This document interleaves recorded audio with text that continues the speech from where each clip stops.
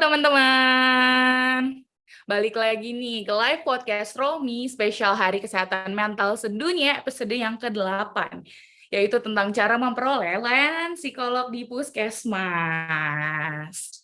Nah, sebelum masuk ke podcastnya, aku mau jelasin dan perkenalkan namaku dulu. Perkenalkan, namaku Martiza. Aku salah satu mahasiswa Fakultas Psikologi UI tahun 2019 dan merupakan relawan dari Rohmi. Nah, kemudian aku mau jelasin lagi nih siapa sih Rohmi itu dan kenapa kita ngadain ini. Jadi Rohmi merupakan kelompok riset kesehatan mental komunitas yang berada di bawah naungan Fakultas Psikologi UI. Rohmi ini juga ada beberapa kegiatannya, ada kegiatan pengabdian masyarakat, ada penelitian, dan kegiatan-kegiatan lain yang tujuannya untuk meningkatkan kesehatan mental di Indonesia. Salah satunya adalah podcast hari ini, yaitu yang tujuannya untuk merayakan Hari Kesehatan Mental Sedunia yang jatuh tanggal 10 bulan ini. Jadi kita mau rayain bareng sama teman-teman, karena apa? Karena Hari Kesehatan Mental Sedunia adalah hari kita semua. Yeay. Nah, di episode ke-8 ini, seperti yang tadi aku udah bilang, topiknya cara memperoleh layanan psikolog di Puskesmas.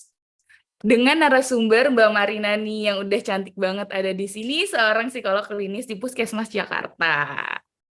Halo Mbak Marina. Halo Tiza. Halo Mbak, oke jadi kan tadi aku udah cukup jelasin tentang Romi dan tentang diriku. Boleh nih mungkin Mhm. Mbak Marina menjelaskan tentang Mbak Marina. Oh, Silakan. oke. Perkenalan diri dulu kali ya, Tiza ya. Boleh Mbak. Oke. Perkenalkan teman-teman semua, nama saya Marina. Saya adalah psikolog klinis, saat ini bertugas di Puskesmas Kecamatan Kramat Jati. Selain bekerja sebagai psikolog klinis, saya juga relawan di komunitas peduli skizofrenia Indonesia. Gitu, Tiza. Oh ya, saya juga udah kerja selama kurang lebih 4 tahun ya di Puskesmas. Jadi udah cukup lama juga ya, dari 2018. Itu aja Wah, kali. terima kasih Mbak Marina, keren banget nih. Jadi selain seorang psikolog klinis di Puskesmas, juga sebagai seorang relawan, eh, maaf sebelumnya tadi, Di sebagai KPSI. komunitas peduli skizofrenia Indonesia ya. Yes.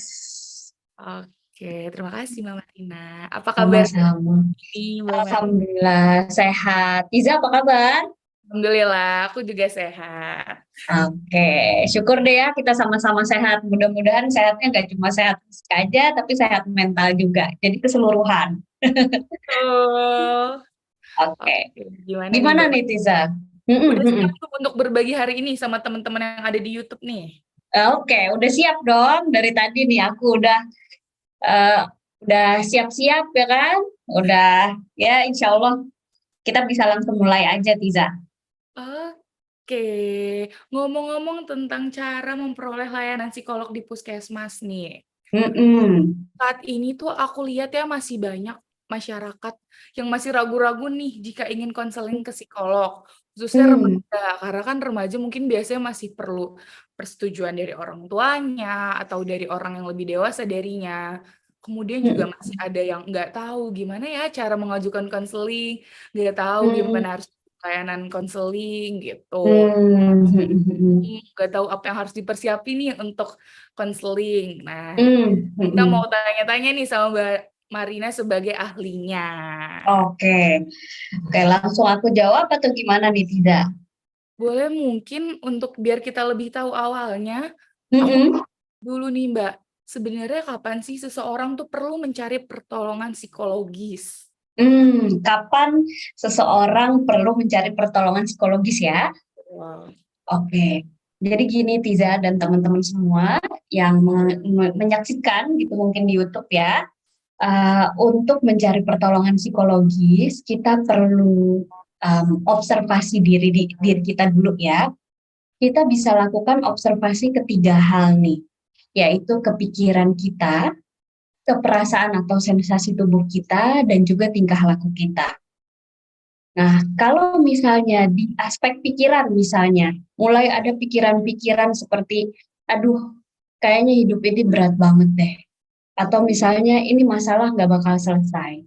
atau misalnya punya pikiran untuk aduh kayaknya ini saya nggak bisa menanggung semua derita ini, atau misalnya kok kayaknya nggak ada ya yang sayang sama saya. Nah, itu adalah tanda-tanda, beberapa pertanda lah ya untuk kita mencari pertolongan psikologi. Yang kedua, tadi kita bicara tentang perasaan atau sensasi tubuh ya. Nah, kita cek, kita observasi diri kita. Ada nggak kayak misalnya nih rasa-rasa sedih, kemudian merasa bersalah berlebihan, atau mungkin cemas yang berlebih kayak gitu. Atau mungkin kita jadi lebih sensitif gitu, atau jadi lebih mudah tersinggung, atau lebih mudah marah. Nah, itu tanda-tandanya kita perlu mencari pertolongan. Kemudian yang ketiga tadi tentang tingkah laku ya. Di sini kita bisa lihat, mungkin kalau di sini ada penontonnya pelajar gitu ya, kita lihat nih motivasi kita seperti apa. Apakah ada perubahan di situ? Kemudian di pola makan kita gimana? Apakah jadi nggak nafsu makan atau mungkin justru berlebihan gitu nafsu makannya. Kemudian di pola tidur itu kita bisa cek juga. Apakah misalnya jadi susah tidur ya kan karena worry semalaman, overthinking kalau bahasa anak sekarang gitu ya. Atau justru blank gitu, nggak bisa fokus gitu.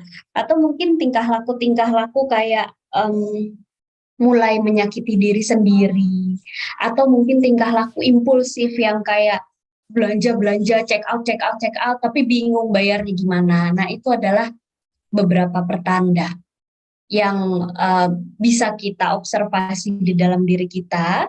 Dan ya kayaknya kalau udah ada beberapa pertanda itu, kita perlu ngecek deh gitu ke profesional.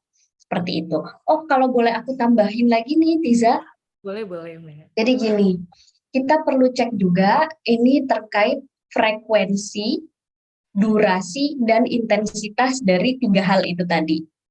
Misalnya, kita lihat nih, secara frekuensi kok jadi lebih sering ya timbul pikiran-pikiran, ini masalah nggak akan selesai, aku nggak akan bisa nyelesain masalah ini kayak gitu. Itu dari segi frekuensi misalnya jadi lebih sering. Kemudian dari segi durasi, kok perasaan-perasaan ini selama 2 minggu tahan terus ya, atau mungkin sebulan kok nggak hilang-hilang gitu.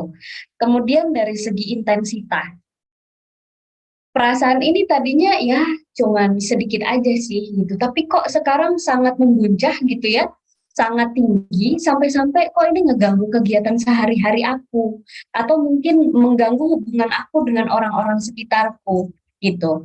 Jadi perhatikan yang tiga tadi, di pikiran, perasaan, tingkah laku, kemudian cek frekuensinya seperti apa, durasinya berapa lama, dan juga intensitasnya seberapa tinggi. Gitu. Oke, Mbak Marina. Ini menarik nih. Tadi aku sempat juga buat singkatan. Mungkin bisa nih singkatannya. Kapan perlu mencari pertolongan psikologis? Ada singkatan nih. PPT, pikiran, perasaan, dan tingkah laku. Dan Wow, keren, keren. Ya, ya, ya, ya. Terus, terus. tapi nggak sampai PPT aja, tapi kita juga perlu cek frekuensi, durasi, dan intensitasnya. Oke, ya, jadi FDI ya, bukan FBI. Betul. Oke, oke, keren, keren. Bagus, bagus, Tiza. Singkatannya pas banget nih ya buat orang-orang. Iya, Mbak. Tadi kan kita udah bahas kapannya ya, Mbak. Terus ada sering Mhm. orang yang bilang, kalau bisa kita harus minta pertolongan sedini mungkin nih. Mungkin di sini Hmm. kita jelasin, kenapa sih kita perlu Mhm. minta pertolongan psikologis dengan sedini Hmm. mungkin?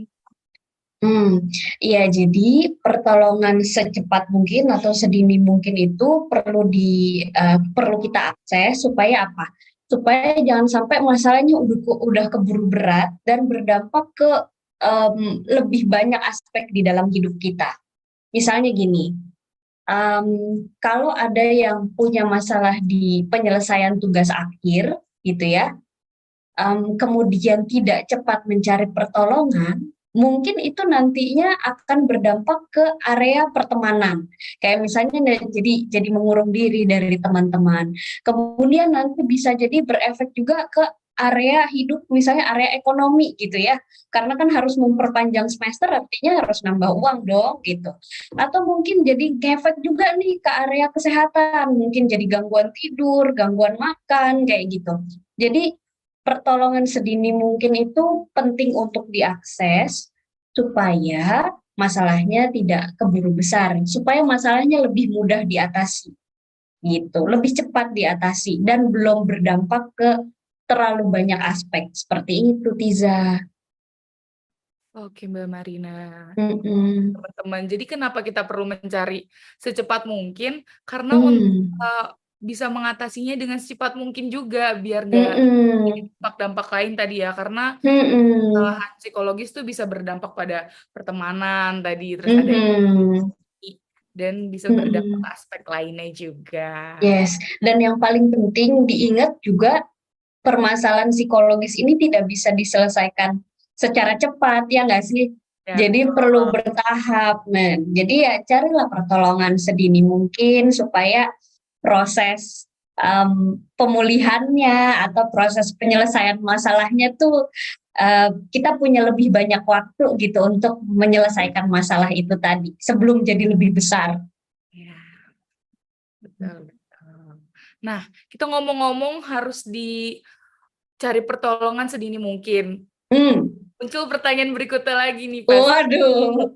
Harus kepada siapa mencari pertolongan psikologis tersebut? Hmm. Hmm. Hmm. Hmm. Bisa bantu menjelaskan. Oke, kalau kepada siapa, mungkin yang lebih aksesibel, lebih mudah diakses, mungkin di awal bisa ke dokter gitu ya, dokter dokter umum gitu ya, di fasilitas kesehatan, karena kan itu udah di cover BPJS ya. Jadi bisa boleh ke dokter umum dulu, kemudian nanti dari dokter misalnya dokternya bisa menyarankan apakah misalnya ke psikolog gitu, kalau di Vaskesnya ada psikolog ya. Kalau di Vaskesnya ada psikolog, mungkin bisa disarankan atau diarahkan ke psikolog, atau mungkin bisa diarahkan ke psikiater gitu. Jadi mungkin dari awal bisa ke dokter atau mungkin bisa ke psikolog kalau memang itu yang lebih mudah diakses itu. Nah, kalau ke psikolog kita akan lebih banyak fokus ke observasi, wawancara, kemudian konseling gitu ya. Sementara kalau ke psikiater kan mereka ada lebih banyak belajar tentang farmakologi gitu ya. Jadi belajar tentang obat-obatan. Jadi biasanya kalau udah mulai ada gangguan tidur, gangguan makan, atau mungkin ya gangguan yang lainnya gitu, biasanya akan diarahkannya ke psikiater seperti itu sih. Mungkin yang lebih aksesibel di bawah mungkin psikolog atau dokter kali ya, bisa ke situ dulu aja. Oke. Mm-mm. Jadi kalau bisa aku simpulin tadi yang lebih mudah untuk diakses ke dokter umum dulu karena di puskesmas Mm-mm.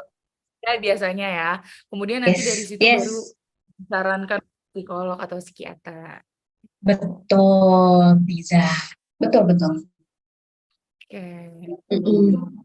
Terkadang tuh kalau kita udah tahu nih, berarti kita harus ke dokter umum dulu, terus nanti baru disaranin untuk ke psikolog atau psikiater. Tapi mungkin Mm-mm. teman-teman juga yang bingung, apa aja Mm. yang dibicarakan ketika konsultasi dengan orang profesional, baik psikolog atau psikiater. Apa Masih kayak ya? kadang-kadang bingung gitu ya pas pertemuan pertama gitu ya, ketemu pertama tuh bingung ya mau ngomongin apa gitu ya. Kalau dari sudut pandangku sih bebas aja. Kamu mau ngomongin apa tuh bebas. Tapi kamu boleh bicarakan mungkin tentang apa yang kamu alami selama kurang lebih 30 hari terakhir. Apakah pikiran kamu gitu ya, kamu bisa ceritakan isi pikiran kamu tuh seperti apa. Misalnya, oh Mbak, saya tuh susah banget fokus gitu. Saya susah banget fokus, saya susah banget ngatur waktu saya sampai-sampai tugas saya terbengkalai gitu. Atau kamu bisa juga mulai ini dari perasaannya gitu ya, yang ter-PPT tadi ya, perasaan misalnya aku kok sering mual ya, begitu aku buka laptop tuh rasanya langsung mual gitu. dari tingkah laku. Jadi kayak misalnya aku tuh kalau malam susah tidur, overthinking. Nah, itu hal-hal yang kamu boleh bicarain di sesi pertama kamu. Basically bebas sih, kamu mau bicara tentang apa aja. Tapi kalau kamu butuh arahan, ya mungkin kamu bisa cerita tentang tiga hal itu, tiga hal yang kamu alami, eh, bukan tiga hal, sorry, yang pikiran, perasaan, sama tingkah laku yang kamu alami kurang lebih 30 hari terakhir. Bisa juga mungkin cerita pemicunya gitu. Apa sih pemicunya sejak aku mengalami ini gitu ya.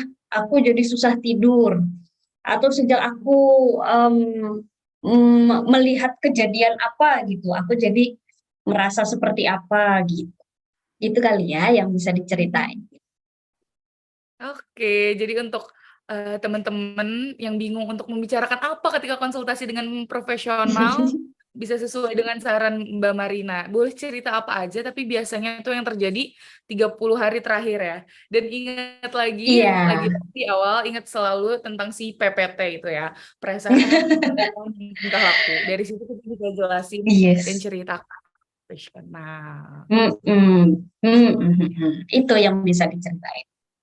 Kayak apalagi nih Tiza.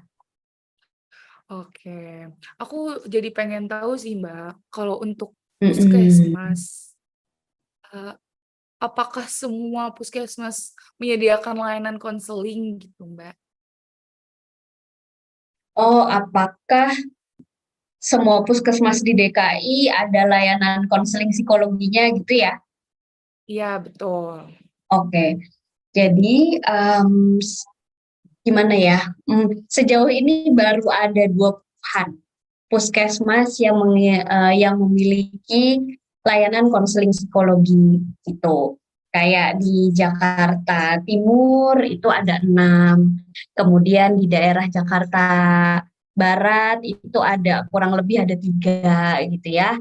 Kemudian Jakarta Pusat ada 6 dan di Jakarta Selatan nih udah cukup banyak ya. Ada sekitar 7 gitu Tiza. Gitu. Kalau di Jakarta Utara nih paling sedikit nih baru ada 1 tuh.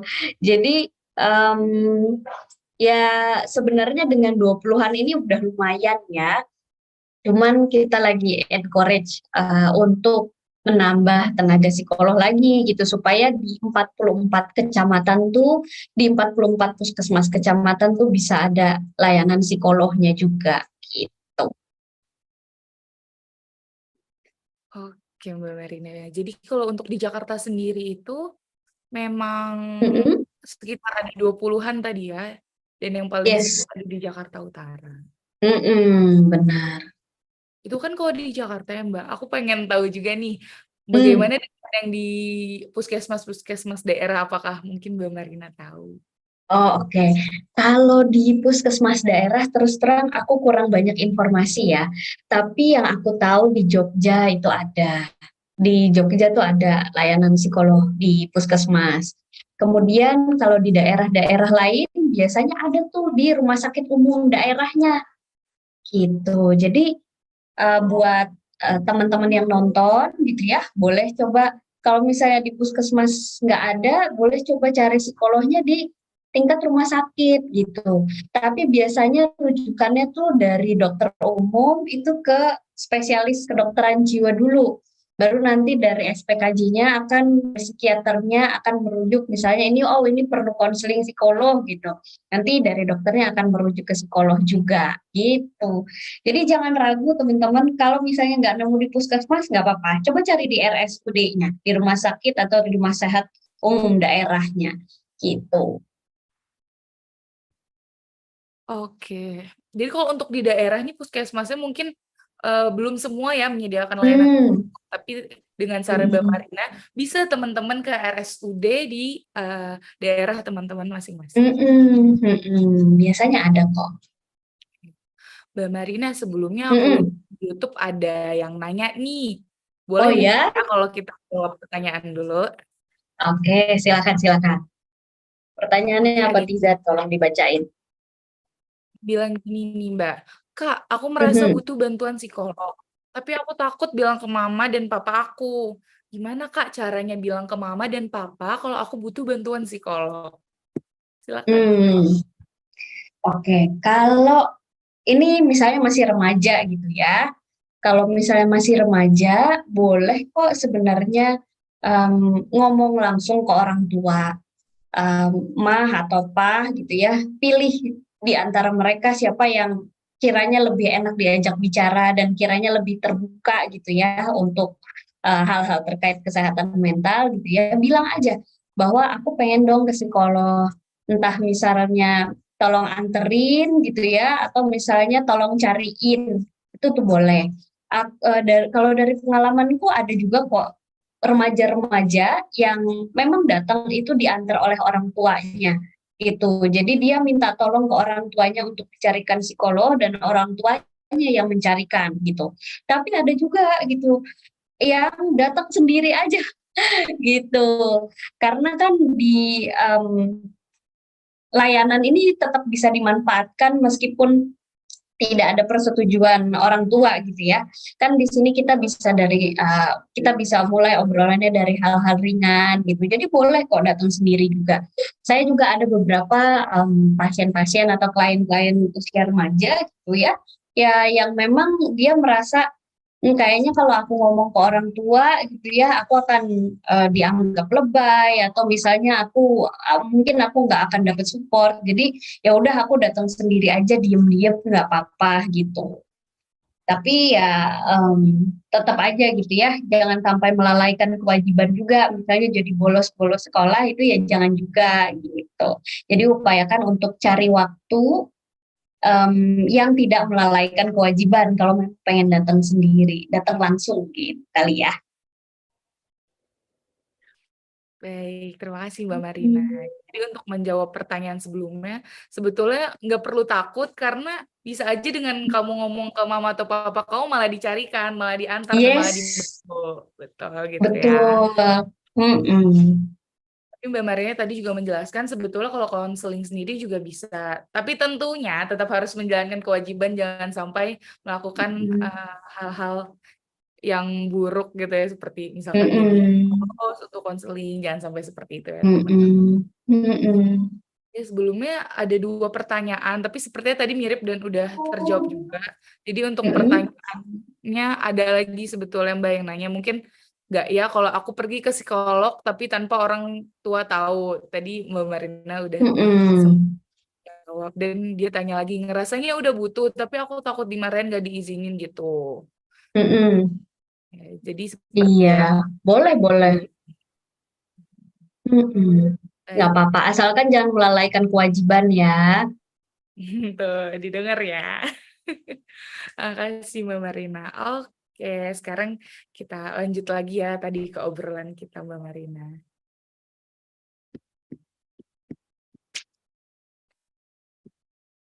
Halo Mbak, apakah suaraku terdengar?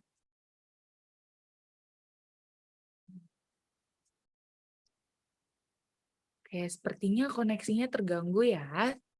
Coba kita tunggu sebentar.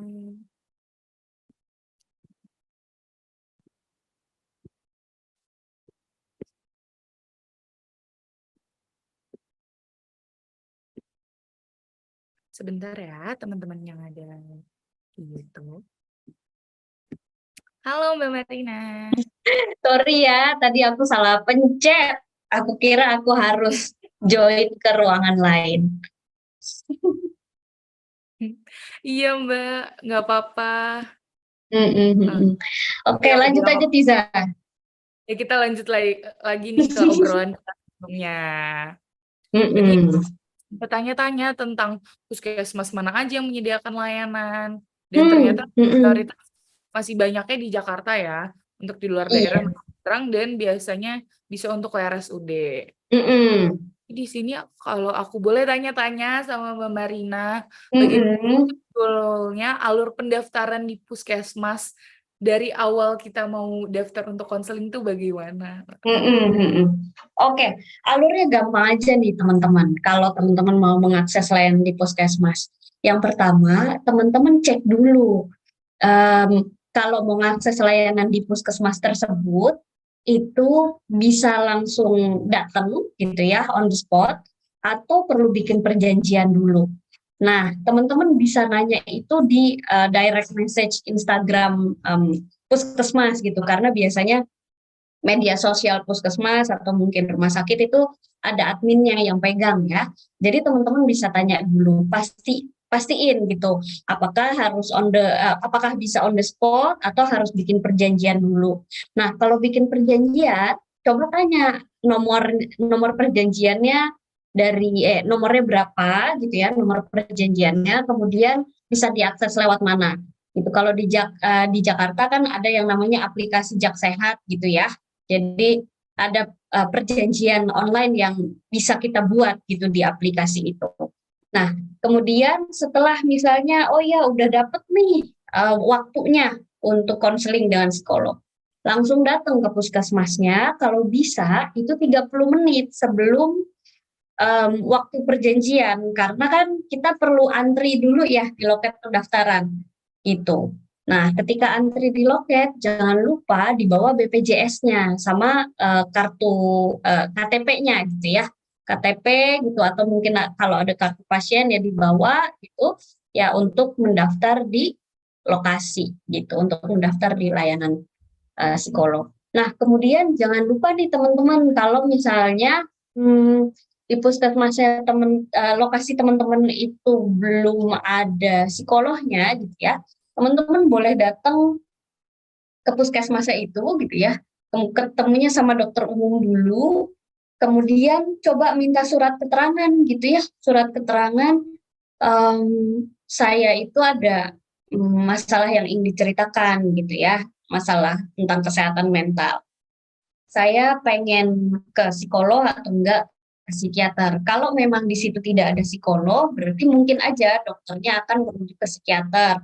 Atau kalau memang enggak dirujuk ke psikiater, paling enggak ada keterangannya nih, itu supaya fasilitas kesehatan di tempat teman-teman mencari pertolongan pertama kali itu mengetahui gitu bahwa ada loh nih kebutuhan psikologis gitu ya, kebutuhan layanan psikologi di daerahnya gitu. Jadi boleh coba dua cara, bisa datang langsung ke puskesmas yang ada psikolognya atau bisa juga ke puskesmas sesuai FKTP atau fasilitas kesehatan tingkat pertama BPJS-nya, itu kemudian meminta surat keterangan lah gitu supaya nanti ketika datang ke puskesmas lain gitu ya, teman-teman udah ngebawa surat keterangan dari dokter di tempat yang awal gitu. Kebayang nggak? Sorry nih agak belibet. Kebayang, kebayang Mbak Marina. Aku boleh coba simpulin lagi ya. Kalau Oke. aku pahami, jadi Mm-mm. untuk pendaftaran di puskesmas mungkin beda-beda tergantung daerah masing-masing, tergantung puskesmasnya juga ya. Bisa Yes. ada yang on-spot, bisa ada yang memang daftar dulu sebelumnya. Nah, untuk melihat Ya. ngeceknya tuh kita perlu lihat di misalkan Instagram puskesmas ya, kita bisa lihat cara Yes. pendaftaran seperti apa gitu. Terus tadi ya Mm-mm. dikasih tahu juga Mm-mm. nih sama kalau emang ternyata harus daftar dulu. Kalau udah daftar kita tanya nomor Mm-mm. kita berapa, terus kita datang Mm-mm. juga 30 menit sebelumnya untuk harus daftar di loket puskesmas ya, Mbak. Mm-mm. Mm-mm. Betul, betul.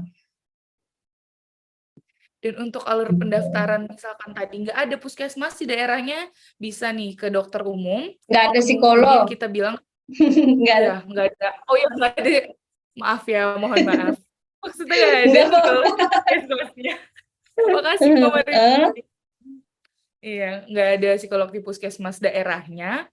Bisa nih untuk ke dokter umum bilang surat rujukan agar eh, puskesmas di daerah tersebut juga tahu kebutuhan masyarakatnya gitu ya, Mbak.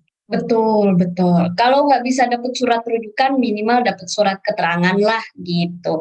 Supaya dua belah pihak tuh sama-sama tahu gitu. Jadi vaskesnya atau fasilitas kesehatannya itu tahu bahwa ada kebutuhan layanan psikologi, kemudian nanti si pasien ini ketika datang ke puskesmas atau fasilitas kesehatan yang ada psikolognya itu bisa langsung menyerahkan gitu catatan dari dokter pemeriksa sebelumnya bahwa masalahnya tuh kurang lebih apa gitu. Tuh.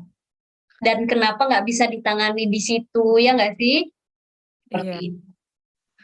Oke, jadi sekarang aku dan juga teman-teman yang di YouTube, teman-teman remaja yang lainnya juga jadi udah tahu nih Mm-mm. pendaftaran puskesmas kayak gimana. Mm-mm. Mm-mm. Tadi sempat disebutkan untuk bawa BPJS ya. Saya Yes. pengen tahu Mbak, apakah untuk konseling di puskesmas menggunakan BPJS itu ada cara-cara tertentu ataukah hanya udah tinggal bawa aja, tunjukin, atau bagaimana? Hmm. Oke.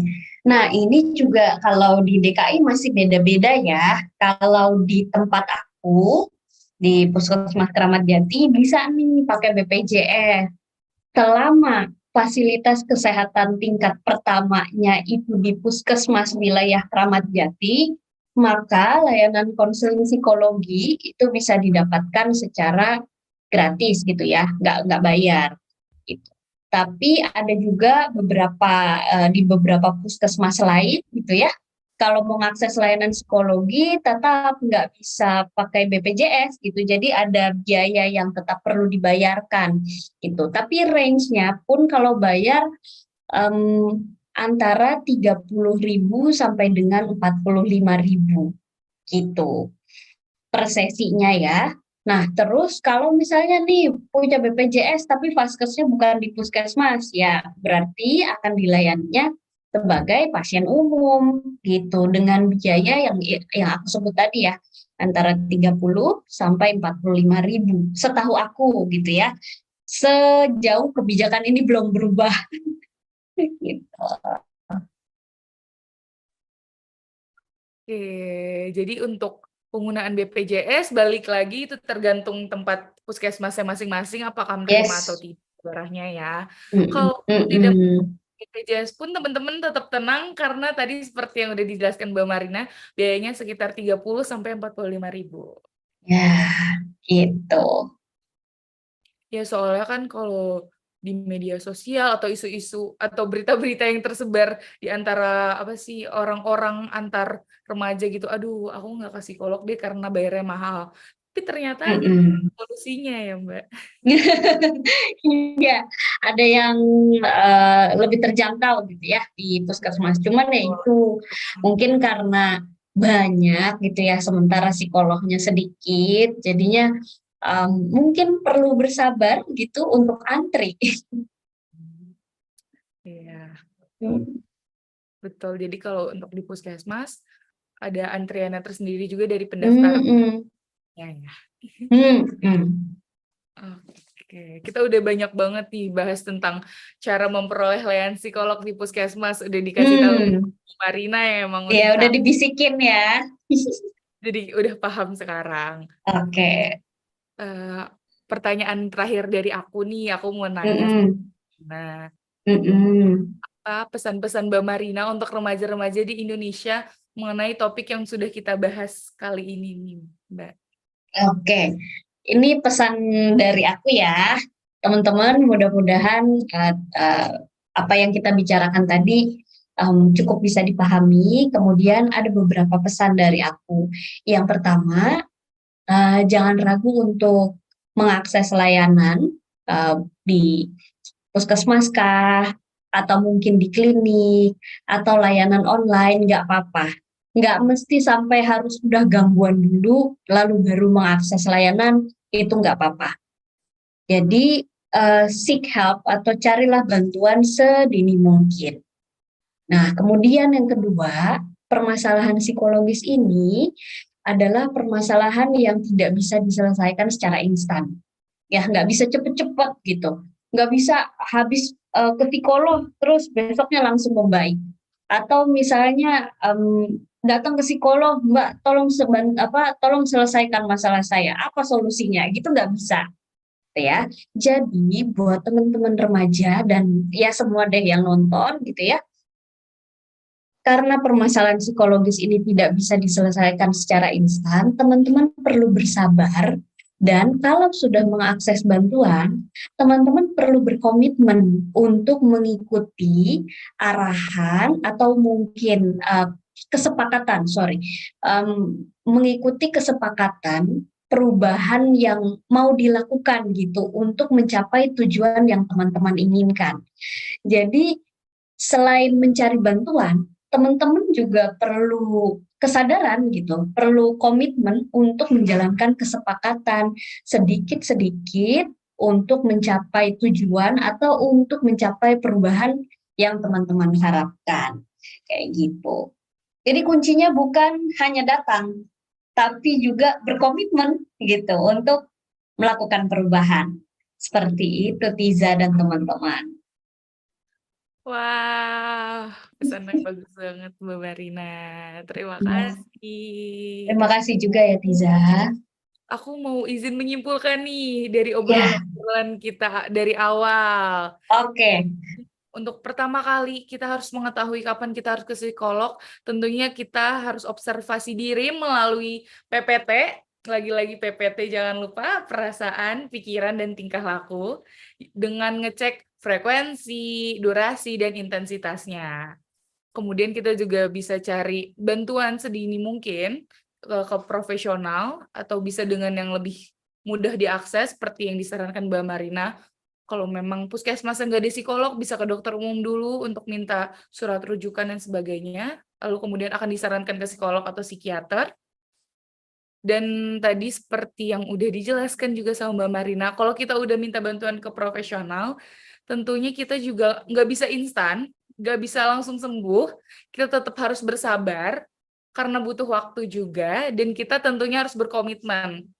Kita untuk mencapai tujuannya harus pelan-pelan, dan Mm-mm. menepati apa yang sudah dibicarakan sebelumnya dengan Ya, profesionalnya. iya, keren banget Tiza. Ini momot andalan ya. Bisa aja, Bagus-bagus Mbak Marina. kesimpulannya. Hmm. Terima kasih ya, Kak. Ya, Sama-sama. Marina, apa yang ada yang ingin disampaikan lagi mungkin? Hmm, kayaknya udah cukup sih kalau mungkin ini kali ya, Selamat Hari Kesehatan Jiwa Sedunia. Kan temanya nih pulih bersama generasi sehat jiwa ya kalau yang di Indonesia. Jadi ayo semangat teman-teman, kita uh, menjaga kesehatan jiwa kita gitu ya. Jangan ragu, jangan ragu, jangan sungkan untuk datang ke profesional kalau memang membutuhkan bantuan. Wah, jangan lupa teman-teman, sesuai dengan apa yang disampaikan Bang Marina. Oke. Makasih ya Tiza. Aku yang terima kasih Mbak Marina, terima kasih udah jadi narasumber kami dan udah berbagi sama aku dan teman-teman yang ada di sini. Terima kasih juga teman-teman yang udah nonton. Tapi jangan lupa ya teman-teman, jangan lupa di-subscribe, jangan lupa komen, dan jangan kemana-mana, karena habis ini masih ada podcast lagi. Tetap di sini. Terima kasih teman-teman. Terima kasih juga ya Mbak Marina. Dadah, sampai ketemu lagi.